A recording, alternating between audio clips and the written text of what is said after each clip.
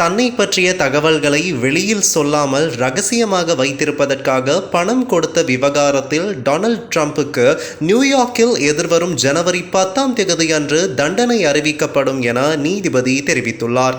இன்னும் 2 வாரங்களில் அமெரிக்க ஜனாதிபதியாக ட்ரம்ப் பதவியேற்க உள்ள நிலையில் இந்த உத்தரவு வந்துள்ளது.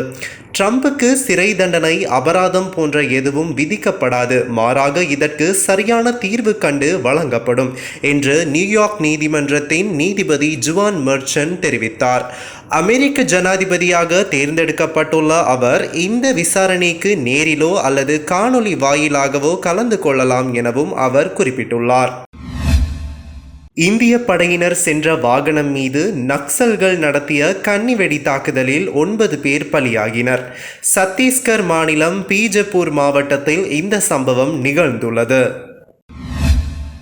கடந்த 9 ஆண்டுகளாக கனடாவில் பிரதமராக பதவி வகித்து வரும் ஜஸ்டின் ட்ரூடோ அவருக்கு எதிராக நெருக்கடிகள் அதிகரித்து வந்த நிலையில் பதவி விலகுவதாக அறிவித்துள்ளார்.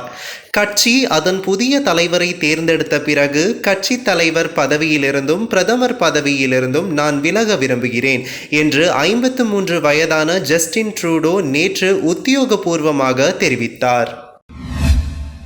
சீனாவில் முதலாக பரவியதாக கூறப்படும் HMPV என அழைக்கப்படும் வைரஸ் தொற்று 3 சிசுக்களுக்கு இந்தியாவில் தொற்றியுள்ளதாக தெரிவிக்கப்பட்டுள்ளது. பெங்களூரில் 3 மற்றும் 8 மாத குழந்தைகள், அகமதாபாத்தில் 2 மாத குழந்தை ஆகியோருக்கு குறிப்பிட்ட தொற்று ஏற்பட்டமை உறுதிப்படுத்தப்பட்டுள்ளதாக குறிப்பிடப்பட்டுள்ளது.